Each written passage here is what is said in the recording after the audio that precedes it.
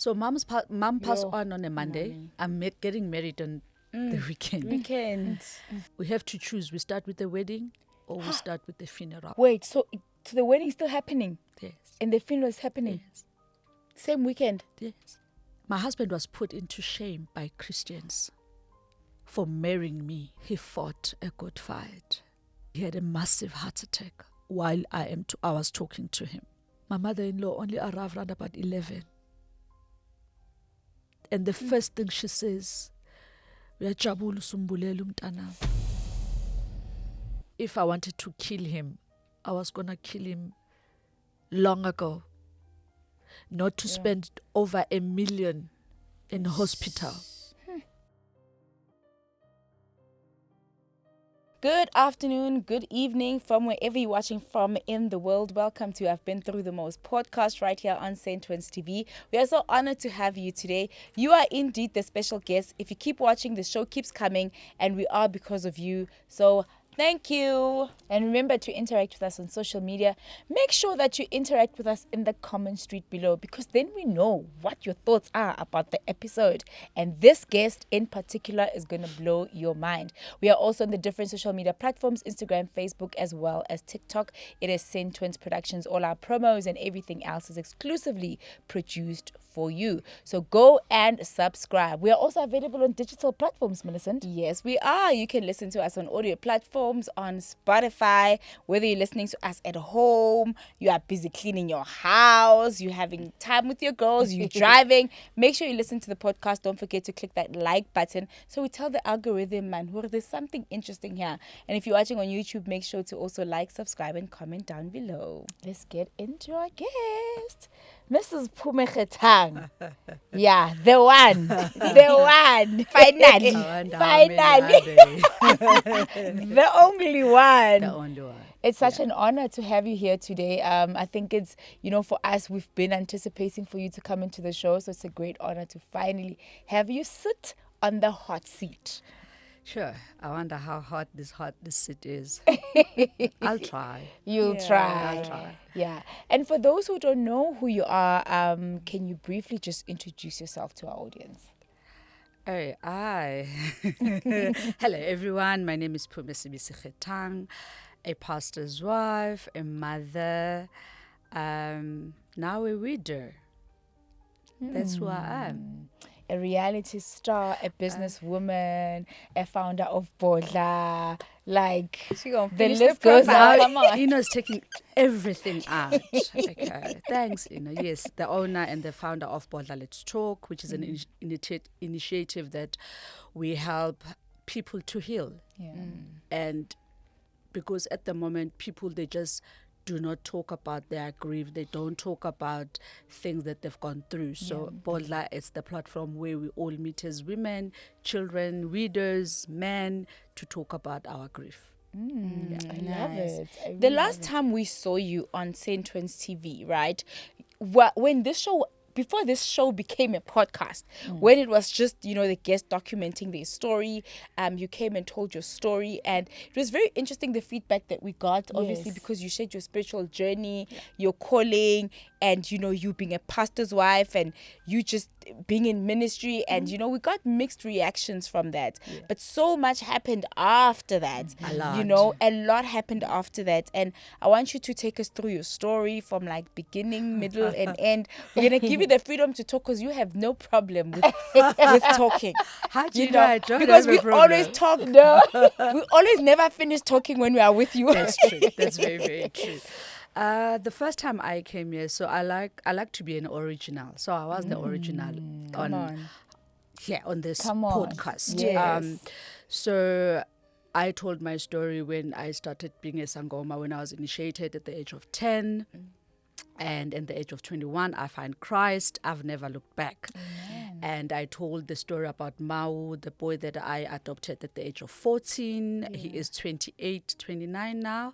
So I'm going to talk about that also, about my children, about everything that has been happening in my life. So what then happened is, since I found Christ, obviously I was married to the Pastor Khethang. Started Bodla Let's Talk. Then Mau is an old man now. Mau is married. Come on. Mau is going to be a dad end of July. Oh. So I'm going to be a granny for the second time. Yes. My firstborn son, Sianda, who we find out that he was epileptic when he was writing his matric, he's fully healed in Jesus' name. So he hasn't had epilepsy or seizures since 2010. Sure. Wow. So he is now 100% fully healed. Amen. He's got even his driver's license now, because Praise remember, God. when you're epileptic, you can't have driver's license. So now he's got his driver's license because it has passed 5 years without him taking medication and having seizure. So he's not a high risk anymore. Yeah, he's not at a high risk at all. And we thank God for that. It can It's a only be testimony, him. yeah. He says, I am a healer. So he's here to heal us. So my son is fully healed. Then we've got Thabo, the baby of the family. Thabo is doing his second year now. So, yeah, God has been good in my life. Everything has happened because God has a purpose in my life. He is throwing everything that is throwing at me because he's with me and because he trusts me. I always say I'm one of the trustees in God's eyes, because the challenges that he has thrown to me, I don't think any human being can handle without walking that journey with God. So I did Pastor's Wife reality show season 1, season 2, season 3. Yay. I'm the original. Come on. You are on all the seasons. On all the seasons. And I enjoy everything. The people I met. Yes, we are human beings. We're going to get irritated with one another, especially when you're shooting for 3 months straight. Thank you for saying that. We're going to see some other people true colors. We're going to see some people losing it because we are in one space that we are raised differently. So when we're shooting season 3, myself and my husband and I were celebrating our 10-year anniversary. That the viewers at home, they saw it, they witnessed it. All was well. Then my husband started getting sick. It was one maybe Sunday. Tell us, before we get there, the relationship between you and your husband. I mean, some of us got to experience it, and the viewers got to experience a glimpse of that on television, especially celebrating those milestone, a decade married to someone, and he was your best friend. Maybe take us through your marriage, because I believe that, to me, you were friends, you were lovers. That was like your person. You used to call him the goat. So tell us about this beautiful 10 years with this man, and how you met, and, how you got to where you got to. I met Mfundisi Khethang in 2011. It was June 16. So a friend of mine comes to me. We grew up in Durban, so we came up to Joburg. She says to me, I'm invited to Guatemala. So let's go to Guatemala for June 16. I'm like, where is that? And what are we going to do then? Like, no, we're going to go to a place called the Bahamas. I'm like, I only know one, the Bahamas, which is an island. So like, no, it's a pub. Like, oh, okay, really? Because I always say this to people. One thing that I'm grateful to God for was to change my life, to transform me, to restore me. She says to me, let's go. I'm like, okay, let's go. So we go to Bahamas. Everyone there is wearing school uniform. It's June 16. Oh, yes. So everybody's wearing uniform. And I'm like, I'm not understanding this, because in Durban, when it's June 16, we don't wear the uniform. So why are these elderly people wearing uniform, and especially in a pub with drinking? There's alcohol here. There's, why are they... Anyway, so we sit there, but I'm not comfortable because I'm in the township that I do not know. Okay.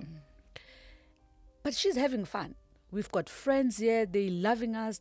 It's warm. Everything is happening. It's nice. Then around about 11 at night, I'm like, girl, let's go. We live in the north. It's far. Let's go. No, she does not want to leave. She's having fun. Girl is like, I am having fun. If you want to leave, get into your car and leave. I'm like, but don't forget, we came in your car. So what's going to happen to me? Yes. Then eventually, run about 12:15. No one wants to leave this place. It is happening. Like literally, it is nice. But now because I'm not comfortable anymore, I want to go home. Around about 11:45, 6 guys walk in. So we are the VVVIP. We're sitting in the corner. We dress up. People that I met in Guatemala, they were dressed to kill. Proper. You know. So these guys, 6 of them, they walk in. So when they walk in, I look at the one guy. I'm like, he's nice. Remember, I just came through divorce. So I've got nothing. So I'm looking. He walks in. I'm like, good looking guy. So this friend that invited us to Guatemala, like, I forgot. He's married. I'm like, oh, okay. Another guy comes in. I'm like, who? You know, they keep on coming in. And then all of them, they're looking proper. You know? Yeah. Eventually, this tall, handsome, walks in. He's the last one. So I'm like, who? He is hot. This friend again says to me, he is too pompous. He's not gonna even look at us. Especially when you're sitting here with us. He's not gonna look at you. Forget. I'm like, really? I'm like, why? Why is he pompous? They're like, no, he's educated, he's well traveled, so he's not gonna look at you. So I'm like, oh, okay. Fine. Apparently he's saying the same thing to the crew to say, hey, who's that one? That girl. I don't know that jersey. That's a new jersey. Yeah.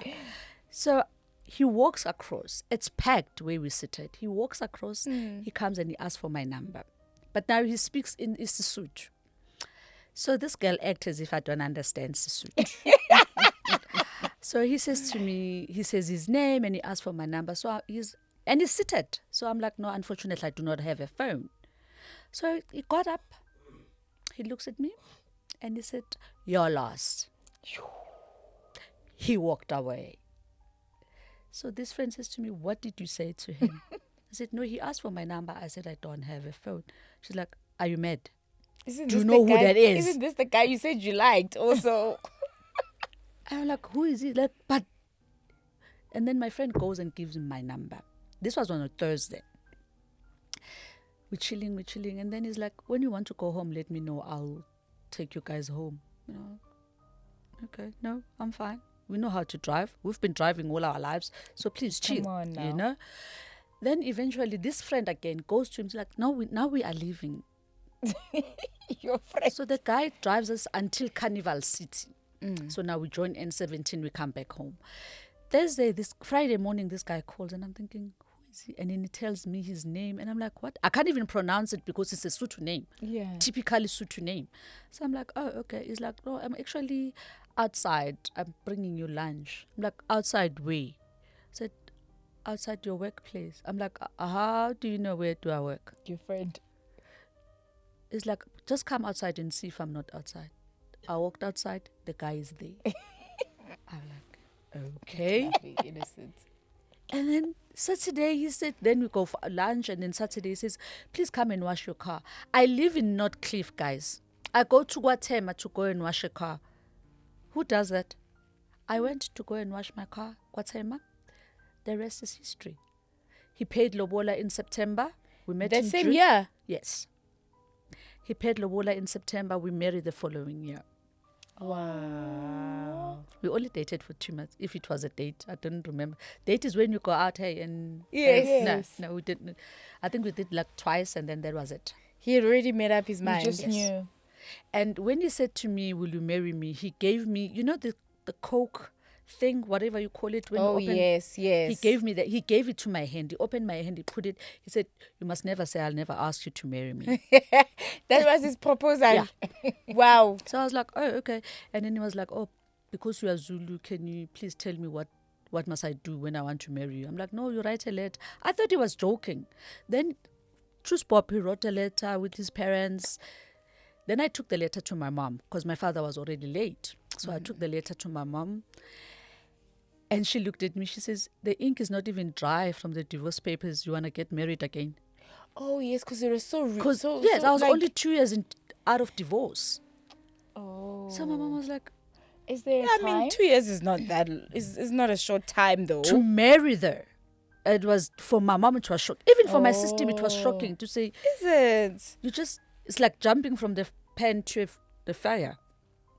So she says, "Do you wanna marry this guy?" I think for women, men, 6 months. For women, it takes forever. It's different, yeah. So then they pay lobola, everything. Then my mother was hit by a stroke. Just after he paid lobola and everything, my mother was hit by a stroke. Now we're preparing for a wedding, a traditional wedding. My mother is in hospital. She comes out from hospital. All is well. And then in August, because we were doing our traditional wedding in August, my mother goes to hospital to say she's got to going for checkup because now she's got a heart problem and she had stroke. When she got there, the doctor's like, "No, please stay. We're not happy with your heart. Can you just stay just for the weekend? Then we will release you if all is well, maybe on Monday or Tuesday." My mother doesn't come out of hospital. Sure. On Monday, I phone her. They're like, "No, they're gonna keep her for a week. I'm getting married the following weekend." And you're like, "Ma, come back home." So they're home. keeping her in hospital. So I'm like, "Oh, okay, what's wrong?" They're like, "No, they want to keep me." So my mom is in hospital this weekend. This following weekend, we're preparing the last weekend, which is the 31st of August, I'm getting married. So traditionally, I have to go home. isiZulu, we have to go home, and we call it ukzila. Like, you don't do anything, you just be at home, you don't work. Indoors, yeah. She's in hospital. Tuesday, my mother, I decide, okay, then you just do what the doctors want you to do. I'm supposed to go home that weekend. She's in hospital. So go home, supposed to go home, I don't go home. On a Monday, the Monday that I'm saying I'm going home, I get a call. That Monday, on the 19th of August. I don't answer this phone. And then they call my husband is my fiance then. Yeah. They call him, they're like, "Where is she?" And we want to talk to her. And she's like, "No, you can talk to me." Like, "No, her mom has passed on." So mom passed on a Monday. I'm getting married on the weekend. Driving down home was the worst. It was the worst. Now thinking, traditionally again, you can't postpone the wedding. Get home. Now I must do all the things that I'm supposed to do in between the funeral arrangements. So we got home with my husband and the children. It's like, okay, because I was expecting her to be there. Yes. And I've got the clothes that she asked me to buy, to say, I want that. She was even changing shoes. She's like, "No, I want pearl shoes, like the pearl color, like whitish." She wanted that. She changed what she originally bought. Now she changed it to something else. So I'm expected to get there and saying, "Mukel, I'm here. Fit your clothes. Let's go. Let's get ready. Ngiyashada." Sure. Girl is no more.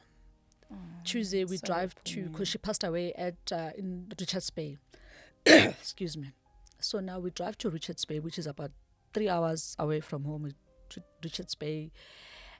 And, walking into the hospital, because she's been telling everyone my daughter's getting married. So when I walk in, everybody's like, sorry. And you're thinking, sorry for what? In my mind, it's like I'm here to visit her. Yes. Because it hasn't sank. Exactly.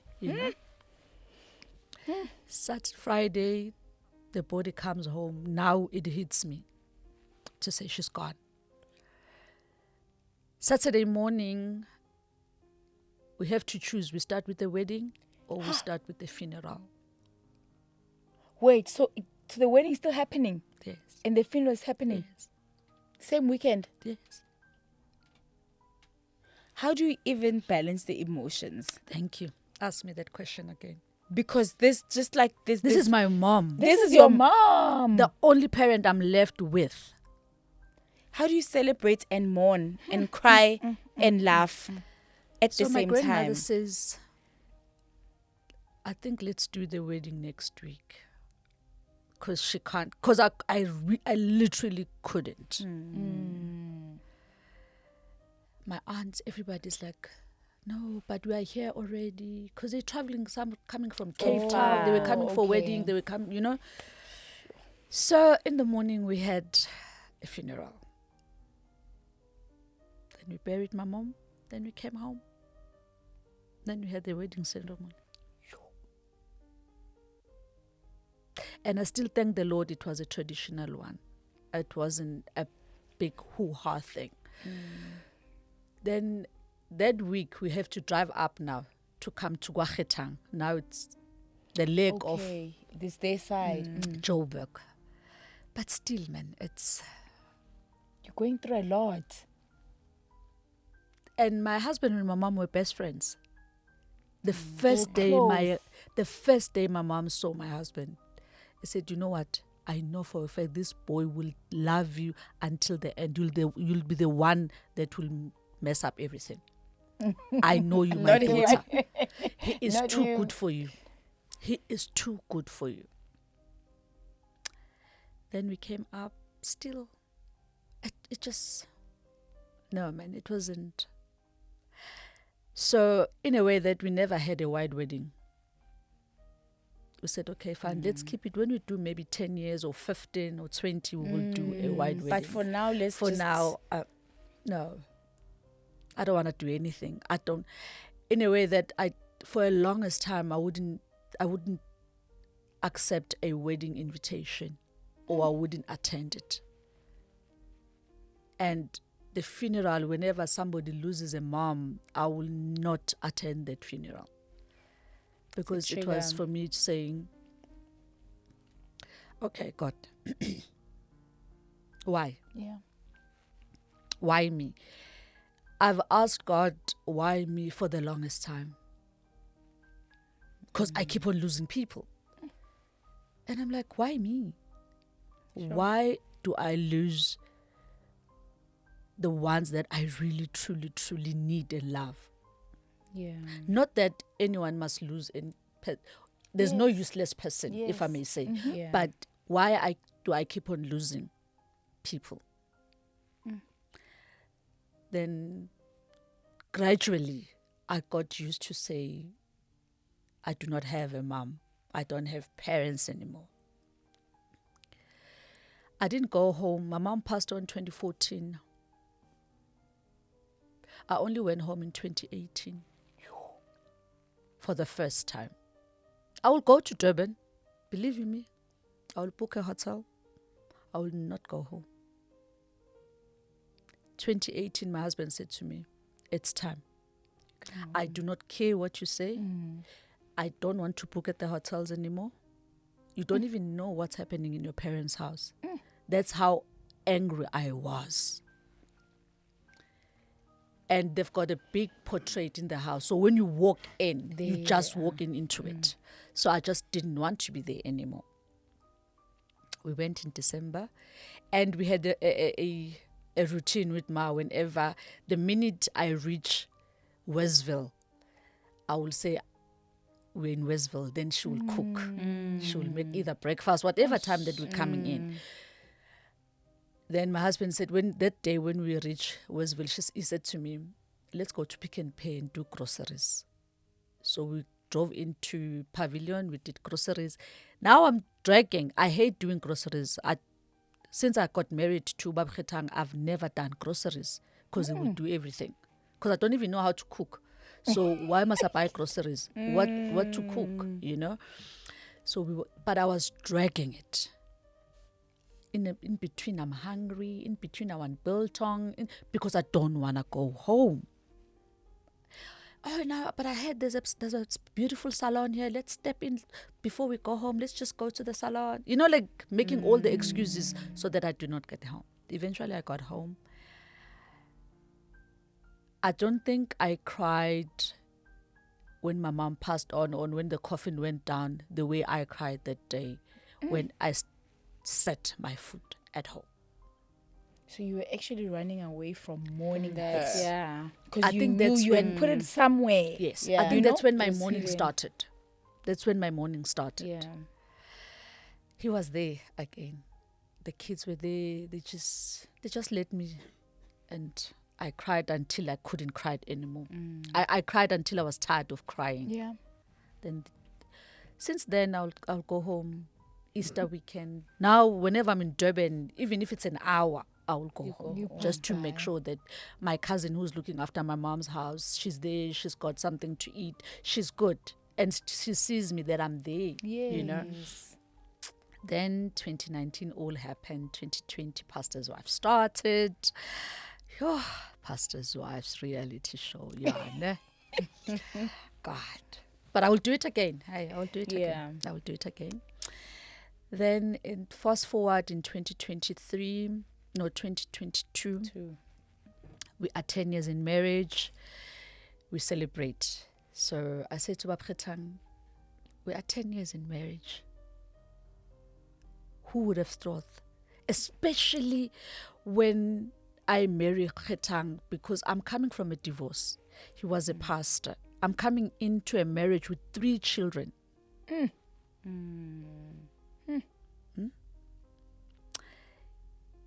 My husband was put into shame by Christians for marrying me. He was put into shame every time they will see him as a pastor. They will say, the one that married. The one that married to Sangoma, to a divorcee with 3 children. So he lived under that cloud for the longest time. I always said my husband turned into Jesus to be crucified for things that was not his. The only thing that my husband did right is to love me and my children.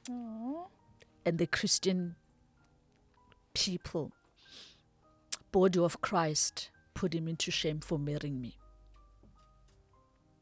But he loved me regardless. He continued to love my children. He continued to serve the Lord only the way he knows how. He never listened to them, because if he had listened to the Christian people, the holy of the holiest, than thou. No, he was judged harshly just because he married me. We had our 10-year anniversary. It was beautiful. The amazing. goat. He was, you know, with my husband, I did not know how to function without him. Honestly speaking, I will only function with him when I'm at work. Other than that, if he's not around me, I wouldn't know what to do. He cooked for all 11 years of his life in our house. What? Every day without a fail. I still don't know how to cook today. And I'm not ashamed to say that. You are so spoiled, hey? But I was never taught how to cook from home. So you were fine with that? Even with my first marriage. I'm fine with that. What? I don't know how to cook. And it's like he just enjoyed spoiling you and just like, you know what? If it works for us, it works for us. Let's do it. I love that. That is why I say I'm the worst to give advices in marriages. I'm the worst. Don't come and ask me for advice, because I don't know what to say. But marriages are unconventional. Yes, and you make your marriage work. And I think those are important lessons to be learned and stories to be shared, Millicent, because we all have this traditional marriage. You know, Emakoti is supposed to cook this. No, they had a beautiful quality marriage.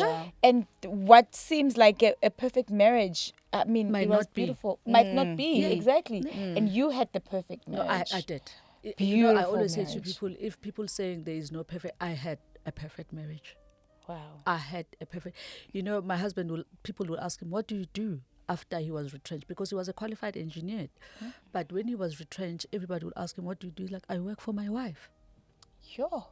And he literally worked for me. I will pay salary to him to just make sure that the household is running. And they're like, you work for your... Like, yes, I work for my wife. I remember when he bought me a Mercedes, and everyone was like, you don't work. He was like, I do work. I work for my wife. But you bought her a car, but you do... Like, I work for my wife. He was... Oh, that man. God doesn't make them like him anymore. He cooked, Millicent, every day. Sunday before we go to church, after morning devotion, my husband will put all the pots in the stove. Yes. Then we'll just finalize when you come back from church. The only thing I will do to wash dishes. That's all I did in my house. To wash dishes. Wow. And to pack the wardrobe. Yes. Oh, yes. Pack the wardrobe. That's all I did. And just look pretty. So then we watched Pastor's Wife. Yo. So you and your husband are fine. Did your husband start getting sick like on the 3rd season? On the 3rd season, he started with having a skin problem. Yes, because that's the time that I noticed. Yes. No, like he looks a little bit different. Yes. So, but then you didn't address anything on the show. But did you know that he's sick then, or did you just think it's a skin condition or what? No. First and foremost, my husband suffered from eczema. Oh, okay. So we thought now it's being just reacting. Advanced. Yeah. Nothing. But he was not sick. Body-wise, nothing. Then one day, we were shooting in Mpumalanga. It was... what were we shooting? Yes, we were shooting in Mpumalanga. I remember we were away for the weekend. Then I got a call from church to say he's not well. He left early. I'm like, oh, okay. So I phoned him. He's like, people at church, they exaggerate. I'm fine. Monday, because we were shooting the whole weekend, and then Monday we came back. It was the 4th of July. We came back. He sent me a message. He says, no, I'm not at home, but I'm at my parents' house, which is in the township. So ask them to drop you off at my parents' house. True Bob, they dropped me off. Everybody leaves. I walk in. I'm like, okay, what happened to you? He's like, no, I'm not feeling hundreds. I'm like, okay, cool. Round about 4, he says, no, let's go to the doctor. So we go to the doctor. He's fine. So the doctor looked like, no, it's flu. He is fine. By Wednesday, all is well, really is fine. Sunday, we go to church. Sunday, he was preaching that Sunday. I can see his, he's itching, like he's gripping himself. Yes. And I'm thinking, what's happening? So there's a guy that normally used to help him. And he says to me, Mfundisi is not looking good. I'm like, I can see, but I don't know what's happening. He does everything. He finishes off. He starts to fair. All is well. He sits down, and I'm like, are you okay? He's like, no, I feel dizzy. I'm like, oh, okay, cool. He's like, please drive. We get into the car. We drive home. Got home. He's like, no, let me go and lie down. You can dish up if you want, but don't dish up for me. So I'm like, he's like, no, don't dish up for me. He goes to bed. Round about 1:30, 2. But my husband doesn't wake up until round about 8. And he was a light sleeper. So anything that will happen, he will... But he threw out until 8 o'clock at night. And I go and wake him. I'm like, Ndoda. So it was unusual for him to sleep until 8. Eat at least something. I give him something to eat. He doesn't even finish the plate. He's like, let me sleep again. You know that voice that says to you, there's something not right here. So I listened to the Holy Spirit to say, do not go to work tomorrow. Take him to the doctor. Monday morning, I took him to the doctor. It's the 4th of July. I took him to the doctor. We walk in, family doctor checks him out. The doctor says, no, I must check him out like thoroughly. I must just do the full body check. We arrived there around about 9. We left there at 4 o'clock. The entire day. Now they've called an ambulance, and I'm like, why are you calling the ambulance? Yo, things got bad so quick.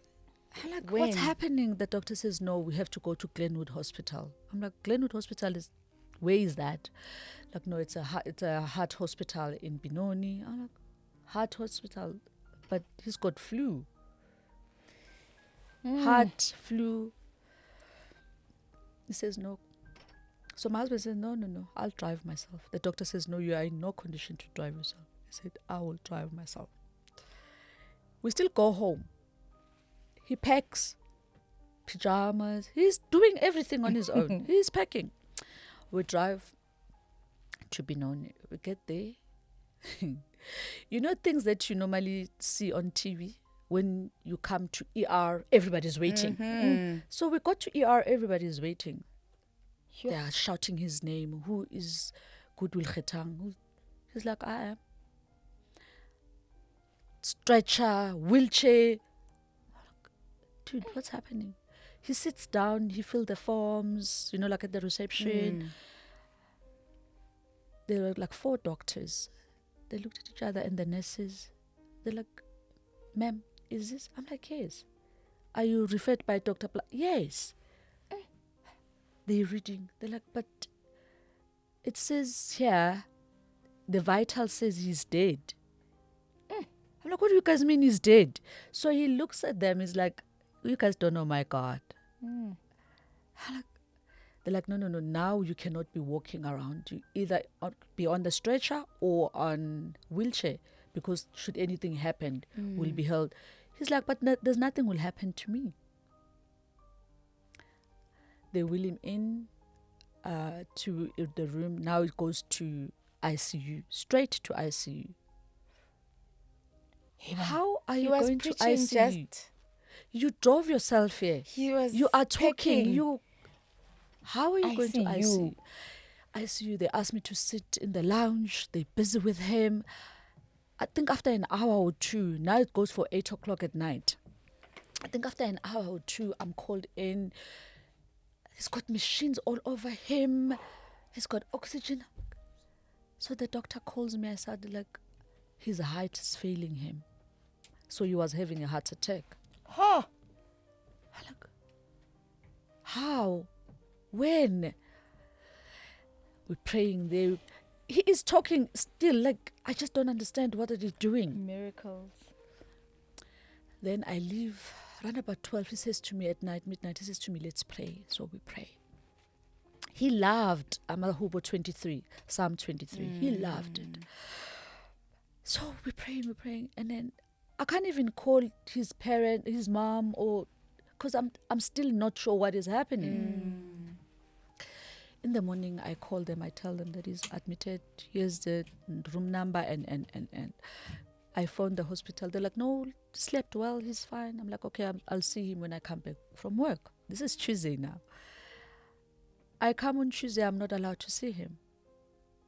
At 3 o'clock in the afternoon, I'm not allowed to see him. Now I must wear all these, the PPE things. I must wear gloves so that it doesn't get infection. Infection from what? So I see now on Tuesday, I see my husband through the window, through the glass. But he can see me. He waves and I'm like, but I'm not allowed. 1 week goes by, 2 weeks goes by, 3rd week goes by. He's still in hospital. Not only in hospital, ICU. 3rd week goes by in ICU. A month goes by. The whole July is in ICU. 1st week of August is his birthday, the 3rd of August. He's removed to now a high care on the 1st of August. But in high care, he is him. As if nothing, he's never in ICU with all these machines and everything. Strong. He is. I'm like, what is happening? They're like, no, his heart is failing. But now they're saying the potassium now has spread all over his body. Now he's developing sores in his, left, was it left or right? One of his leg. Now he's got blisters. Now he can't walk. Obviously, it's been ICU for a month. For a long time. He hasn't walked. Now they're going to start scraping off the dead skin of these blisters from his leg. My husband had 9 surgeries on his leg. 9. Every week he will go in to theatre to scrape it off. Every week without fail. Now he can't function now in his leg. Now he's bedridden, like literally. Now the heart is fine. He's taking medication for the heart. Now everything is fine that supposedly brought him in. August finishes. My husband is in hospital. September.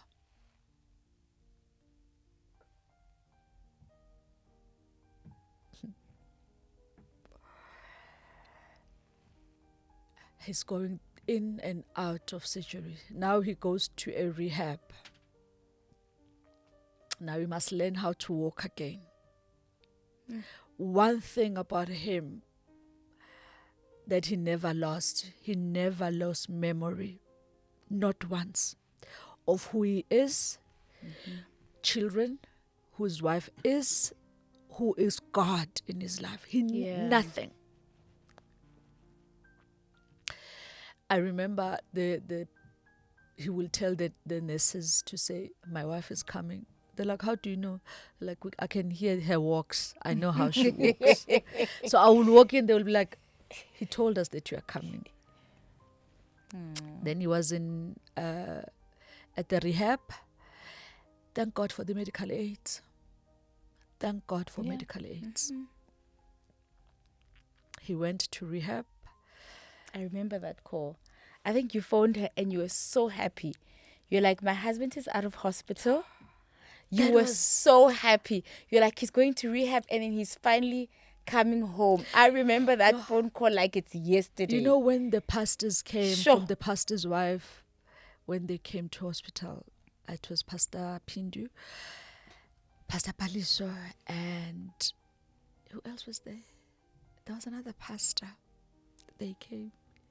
You know, he wanted to get up and like hug them. That's how excited he was to see them. And the man of God prayed. They prayed. And he assured them to say, I'm coming home. We went to rehab. It was fine. Within a week at rehab, he was walking. Wow. My husband will walk me out. Wow. We will go and sit in the garden. He will go to the gym. Now we're preparing for him to come home. Now to say, because we are building, we're still building. So to say, okay, we have to put a ramp, because now, after all the surgery that he went through, his legs were not going to be even. So now we're preparing for all that. All was well. Then at the rehab, he was like in a chilling room, if I may say so. He will just get up in the morning, go and exercise, come back and chill, read his Bible. People, they will go from church, they will go to see him, they will chill with him. He started even doing online preaching now. He was, all was well. Yeah.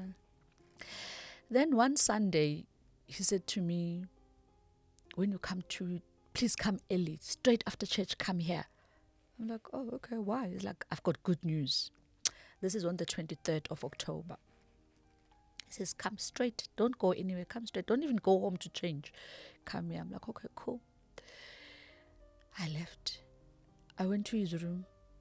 When I got to his room, he wasn't there. So I'm like, where is he? I found his phone. It's ringing. So the receptionist at the sister said, no. We moved him to ICU. Why did you move him to ICU? Because last night he was fine. He's okay. Like, no. He over-exercised this morning. So we just want to make sure that all is well. Oh, okay, I'll go in there. I'm like, how? Dude, what are you doing? He's like, no, it's just for precaution. All is well. He says, I've got good news to tell. I'm like, oh, okay. What? He said, I'm discharged. Oh. I'm like, you're discharged? He's like, yes, I'm coming home tomorrow. I'm like, seriously? Okay. He's like, yes, I'm coming home. So we happy, man. We happy. phoning everyone, phoning the children. Daddy's coming home, you know. And he says to me, do me a favor. Tomorrow when you bring my tracksuit, bring my grey Lacoste tracksuit. Ke batla ho tswa ka style. Yeah. I haven't worn my clothes for the longest time. So I'm like, cool. Like, are you going to come in the afternoon or in the morning? I'm like, no, I'll come in the morning, drop off the things, go to work, then come and collect you after 3. It's like, fine. No, we're sitting. But now he says to me, you look tired. I'm like, I feel tired. He said, go home, change, because I was wearing a very light dress. He says, go home, change, come back. And then it started raining, like badly, from nowhere. It rained. I'm scared to drive in the rain. So I'm like, let me just wait until the rain subsides. Like, okay. It's raining. And then I fall asleep, like on the bed with him. So eventually he's like, go.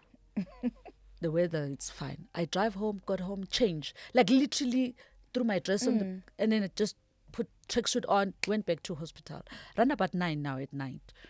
We're singing. He's like, oh, look, we can see that you are here. I'm tucking nicely and it's cold. And I'd even throw another blanket because I brought another blanket. Yeah. Like, I'm tucking nicely. We're talking. It's telling me how beautiful I am. I'm like, Wena, you knew I'm beautiful 10 years ago when you met me. Can you stop it? Like, oh, so beautiful. You know, I love you. Without you, I'm nothing. You know, like, you know, but I'm not reading anything. Right about 10:30, he says to me, go home. It's not safe now. Go home. I'm like, no, I'll leave at 11. At 11, he's like, go. It's 11. You said you're going to go at 11. Go. I'm like, okay, fine. I'll see you in the morning. Cool. 6 o'clock, every day at 6 o'clock, he will call us to do a morning devotion. That day, he didn't call. So I wake up, Tab. I'm like, you're the one who's doing devotion. He's like, yeah, call Matala. Because Tabo called my husband Matala, and he called him Masak. So I'm like, he said, call Matala. I'm like, no, he's not answering. Maybe you call him. So he calls him, and truth Bob, he answers. Like, are you guys ready? But let's just pray today. That's all he said. He said, let's pray. Don't open a verse, just pray. So we prayed. Then while we're praying, I got delayed. I don't know how. And now I'm late. I'm running to the bathroom. I'm late. I'm bathing. I've got an 8 o'clock meeting in Centtwinz. I'm like really, really late. Got into the bathroom. I get out. I'm busy make-upping on my way to the hospital. So when I got to the hospital, I just gave to the sisters to say, here's a bag. His things. And I can see the doctor. Yeah. He's got a doctor inside his room. And I wave to the doctor. I'm like, the doctor's like, no, all is well. So I'm like, okay, cool. Get into my car. I'm like, I'm going to see him at 3. Because it's discharged. So I'm going to see him at 3. And we're going home. Going home. Guys, around about 25 to 9, I'm in Jameson. The call comes.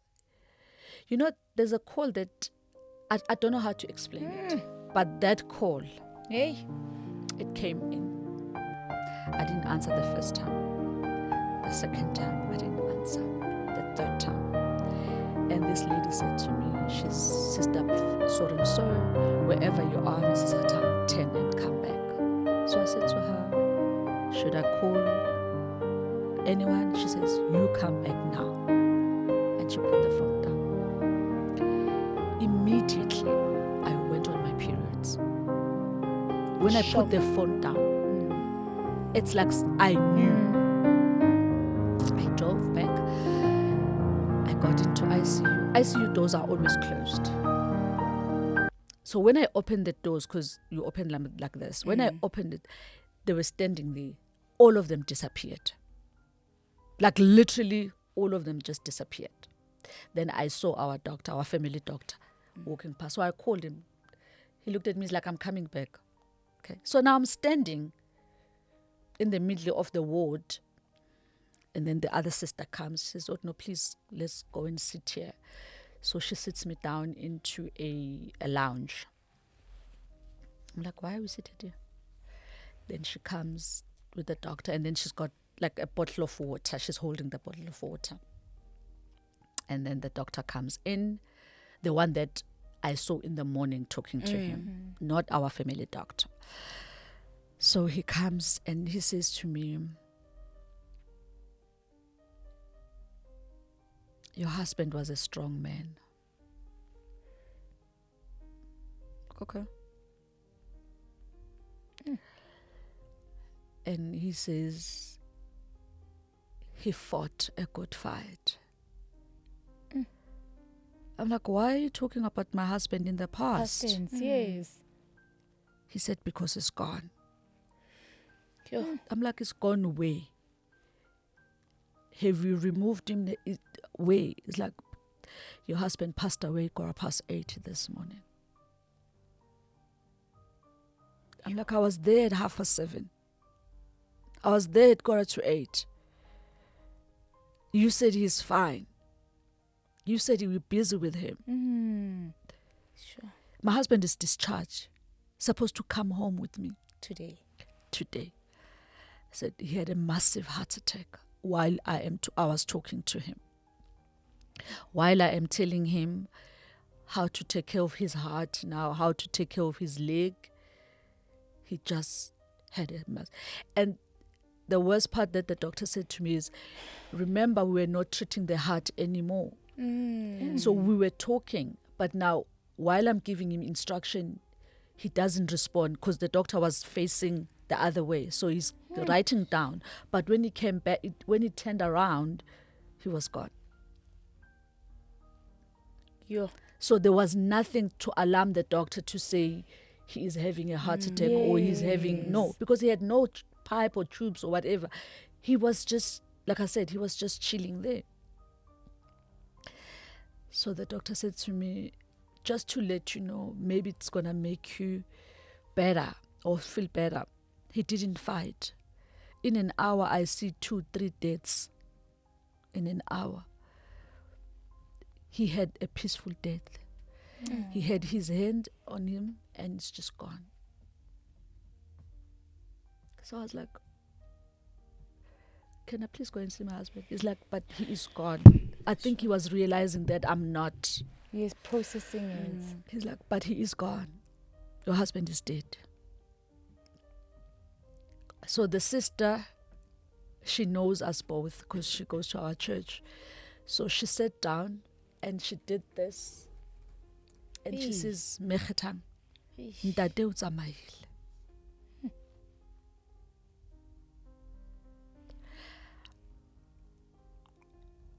I was like, okay. Then I had to call my mother-in-law, my brother-in-law, and the congregation. I called them until my mother-in-law came in. The hospital is 7 minutes away from my mother-in-law's house. He passed on at 8:15. I was there at 9:15. So is his brother, older brother. My mother-in-law only arrived around about 11. And the first thing she says, uyajabula usumbulela umntana. Sure.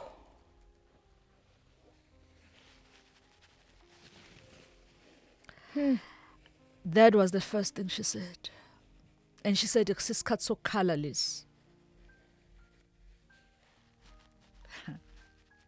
Yo. That's when I realized that I'm on my own. I got up. I called my friends. I said, can you please call the undertaker? Call my family. We went to the room where he was. And he was exactly like as the doctor said. Sure. I looked at him and I asked him one thing to say, but you promised me that you were coming home with me today.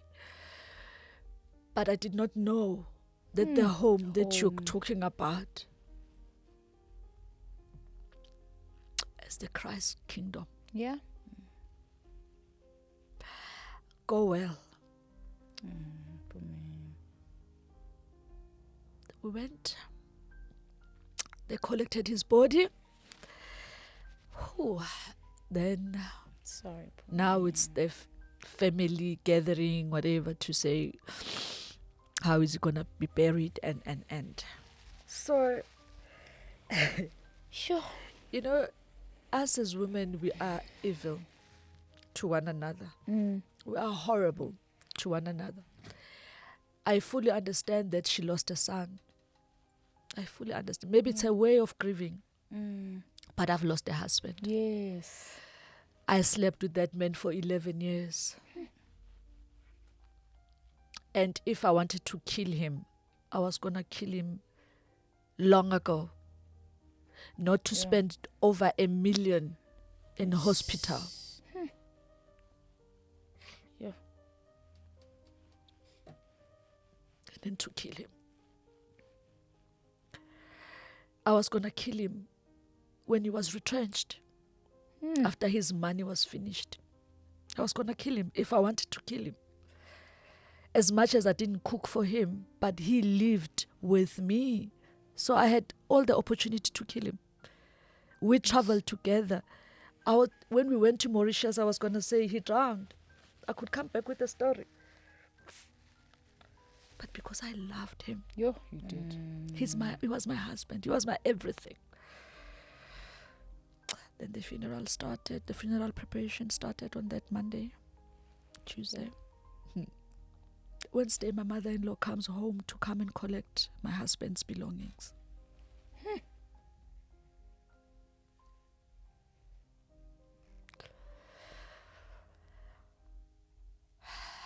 Wow. In front of everyone. Yeah, 'cause I'm sure She there were waited people now. until social media is there, until the pastors, until all my celebrity friends were there to do that. So did this start when your husband passed, or was she always not I don't in favor think she of ever you? liked me. But she loved her son too much Okay. to accept me. Okay.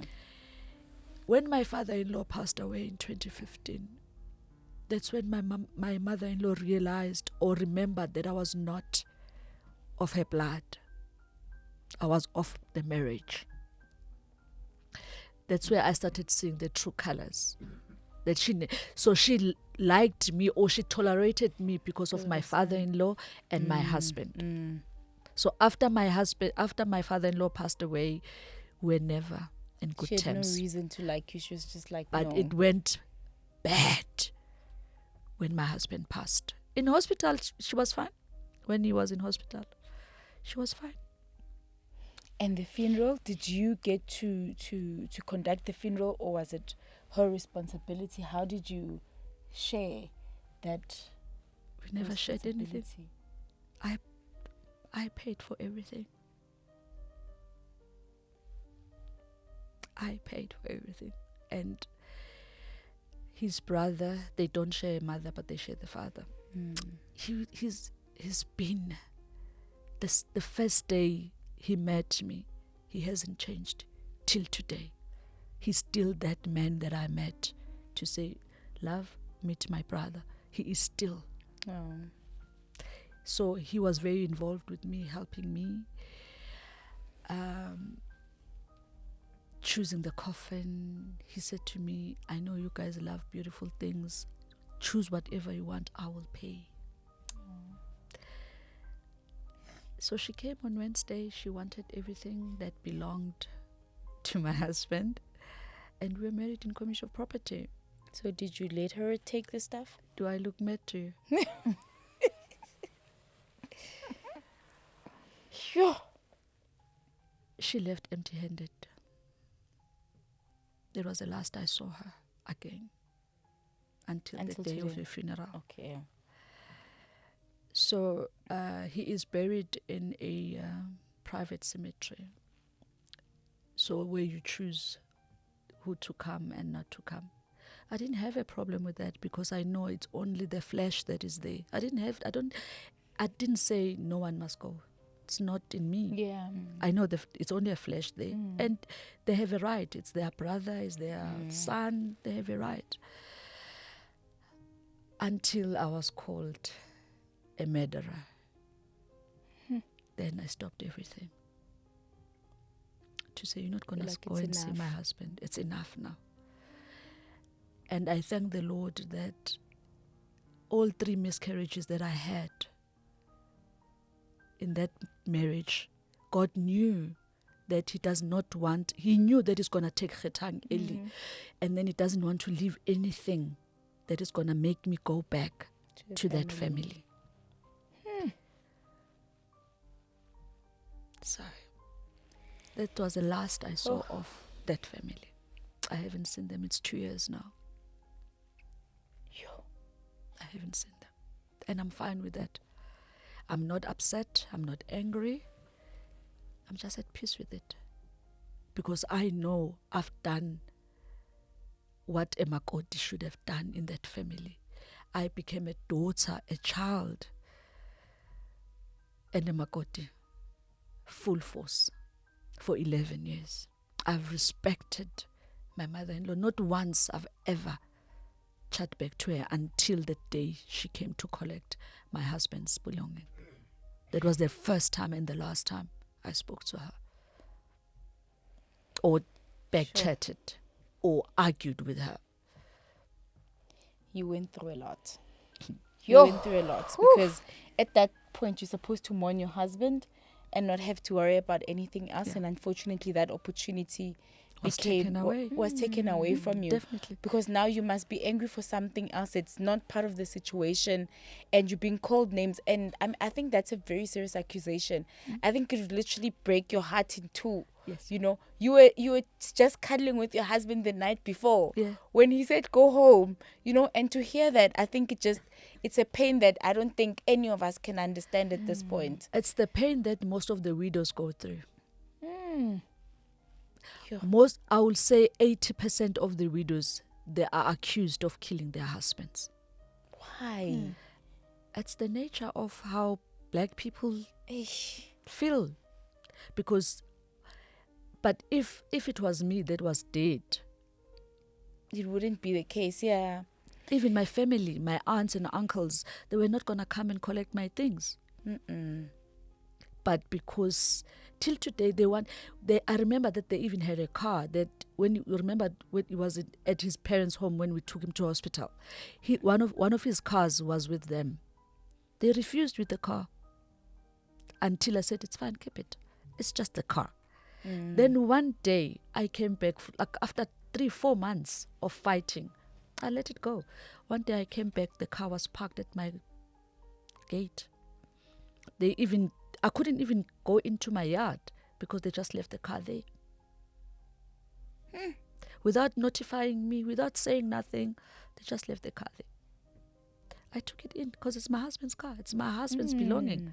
It's my belonging. And what belongs to him belongs to you. What hurt me the most out of all this, besides the parents, it's the daughter. She was even taken away from me. She doesn't speak to me. She does nothing. But you were close before that. I met her when she was 4. I did everything for her. We did everything for her. She was even under my medical aid when her father passed on. So they turned her against you. They turned her against me. And she's a child. Sometimes you can't And my thinking, because she's in matric, my thinking was, one of the cars, I'm going to give it to her when she goes to varsity. But how do you even do that? Because she's been poisoned about me. Whatever she knows about me, she knows it. But the truth, what I love about it, she knows the truth. She experienced the real you. Exactly. So she should be able to make her own. I love her. I still love her. If she can walk in here, you're going to embrace her. I'll embrace. I love her. You know what? We're out of time. I know. You see, this is why I said we can talk forever. We are ending this off on such an emotional note. Yeah. And thank you for talking about this for the very first time. It's the very first time. Since it happened. We really are blessed. Ooh. I mean, what an honor. Thank you for sharing that, because we've like never really just got into detail about the events that led to everything. You know, obviously there was phone calls there and there, and I don't, was there at the funeral, but we never really got so much detail. Thank you for opening up. I know emotionally it takes a lot to just go to that place and revisit it. But we don't take it for granted, because I know you're all about healing and helping other people heal as well, which is why you started your own ministry as well, to just heal from speaking and releasing and letting go. So we're so honored. Thank you for today. Sure, we celebrate you and all your successes. For me, because she's my friend, it's just I don't even know what to say, but I'm so grateful, and I hope that you will learn so many lessons from this story. You'll pray for her. She's a prayerful woman. She's a woman of God, and I really hope that your life can be transformed through the story, because we don't just tell our stories because there's a platform to tell them. There's always a bigger and greater purpose for that. Thank you so much for watching. Thank you for listening. If you're listening via Spotify, may the good God bless you. From myself, Innocent, and myself, Millicent, and of course, Phume Sibisi Khethang. Thank you so much. And the rest of our Centtwinz production team, it is bye-bye. Bye.